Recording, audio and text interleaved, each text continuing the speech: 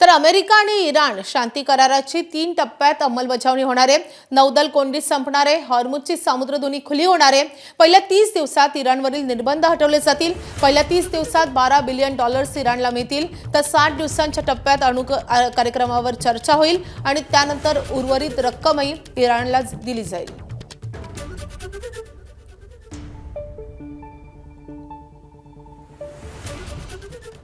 या शांती कराराचे 3 महत्त्वाचे टप्पे नेमके कोणते आहेत आपण ग्राफिक्सद्वारे पाहूयात। पहिला टप्पा सामंजस्य करार, सर्व आघाड्यांवरील युद्ध थांबणार आणि इराणवरील नौदल कोंडी संपवणार। पहिल्या टप्प्यात नौदल कोंडी संपवल्यामुळे हॉर्मुझची सामुद्रधुनी खुली होईल। दुसरा टप्पा 30 दिवसांचा असेल, हॉर्मुझची सामुद्रधुनी पूर्णपणे निर्बंधमुक्त होईल।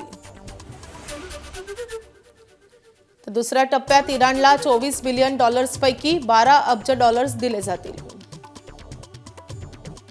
दुसऱ्या टप्प्यातच इराणवरील सर्व निर्बंधही हटवले जातील। तिसरा टप्पा 60 दिवसांचा असेल, ज्यामध्ये अणु कार्यक्रमावर चर्चा होईल। उर्वरित $12 बिलियन इराणला दिले जातील। एबीपी माझा, उघडा डोळे बघा नीट।